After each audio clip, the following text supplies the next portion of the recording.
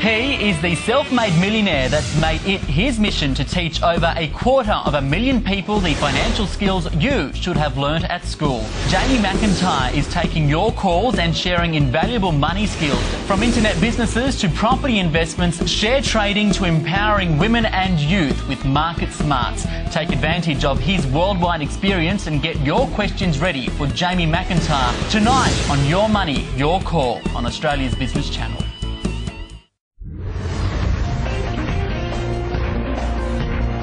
On Australia's Business Channel.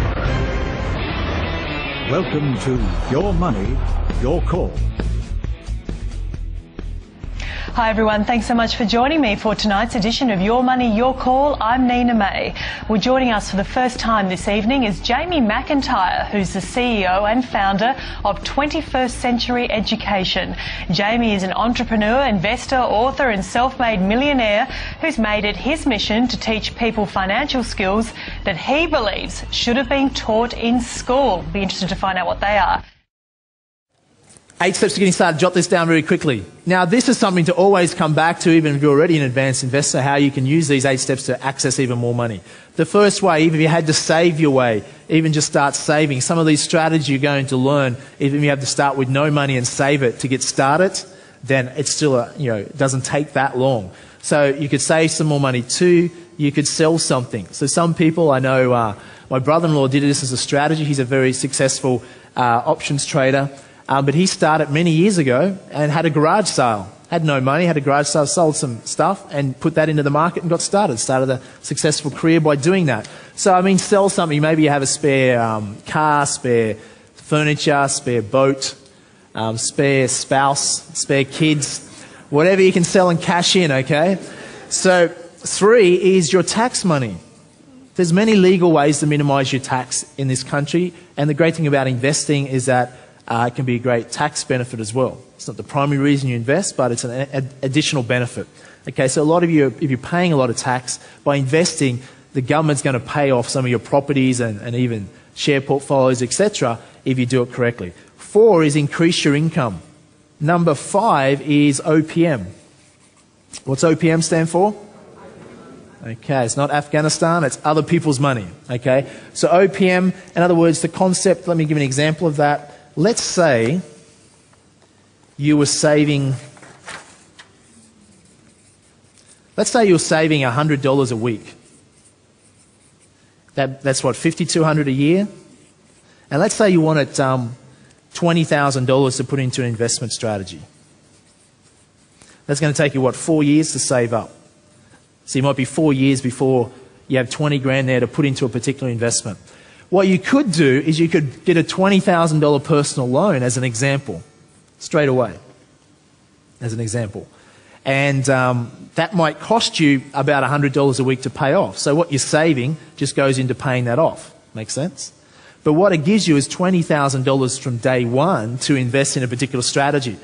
It's just an example of some ways other people come up with raising some money to speed up their investment strategy. Does that make sense? Now some people say, oh, borrowing to invest, that must be risky. But the same people, guess what they'll do? They'll go out and happily spend $20,000, $30,000, $50,000 on a what? A car, which has absolute certainty of doubling every 7 to 10 years, is that right? Okay. Guaranteed every time you pull it up the service station, it pumps more cash into your pocket. In other words, people like, investing is risky, but they'll go and do something that guarantees they'll lose their money. Okay? At least with investing, if you're doing it smartly, you're stacking the odds heavily in your favour. So really, people say, anyone can really get started in a lot of different ways. That's one example. These days people can get $50,000 personal loans as long as you've got a salary, basically. Number 6 is equity. It's probably the most common way. If you have equity in your house or an investment property, maybe your parents have some equity you can access.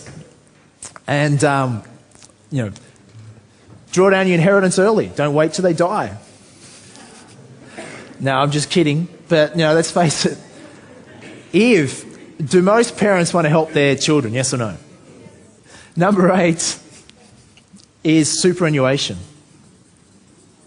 In other words, you might have some super there that you can actively use, to invest and things like that. There are possibilities as well. Make sense? Okay, quickly circle which one of these 8 ways you're currently using to fuel your investment strategy, and maybe tick any that you could potentially consider using. Okay? Here's what we've got to understand. Draw a line down the page. On this side, we're going to do a comparison very quickly. Traditional business. You're going to invest in a traditional business versus a share renting business. In other words, it teach you how to rent out shares. And we're going to see what is the best strategy. Because there is risk involved in this, but as I said, less risk than what most of you are taking right now. If you were to buy a traditional business, what might a traditional business cost? Could you spend $100,000 on a restaurant, coffee shop, corner store? Let's say $100,000. You spend a lot more, actually. Let's say $100,000. And let's verse $100,000 in a share renting business. And let's see what sort of business you prefer to have. You'll see why I love these sort of businesses. Okay, so $100,000, if you're going to borrow for a business, is it difficult finance, yes or no? Very difficult. So difficult they're going to want security on your house. Does that increase the risk level of a traditional business? If those who are in business who ever thought about it, yes, the risk is high, extremely. In other words, the business fails, you lose your house. Stress, yeah, there's usually a little bit of that. What about a thing called staff? In business you often have to have staff, you better put that down. Okay. Now having staff, it's a little bit like having staff in companies often say, having staff is like, having an adult daycare centre. Think about it, okay? But it's actually worse than an adult daycare centre because, in an adult daycare centre, you'd actually get paid for looking after them. But in business, you have to pay them. It's even worse. So staff can be a major headache. Stress levels. Fixed location, you have to live near where the business is. It's another thing. So we're obviously not going to be selling you a business franchise tonight, are we? Okay. It doesn't look too good. Anyhow, let's look at a share renting business as a difference. What you'd probably find with $100,000, and you say, well, I don't have $100,000 to rent out some shares and buy some shares to do this with. Well, you could borrow that money. To borrow money for shares, is it very easy compared to any other form of finance? You're not aware? The answer is yes. Easiest form of finance, I think, that exists on the planet. Okay? You could be bankrupt. You'll still be able to get the finance. In this, you'd need, though, in a share renting business, you're going to need at least 30% deposit, and you can borrow the rest. However, I'm not suggesting you do that.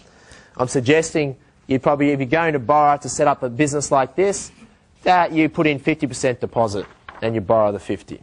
Okay, if you're going to do that way. Or you can just use the 100 grand that you've got 100 grand as an example.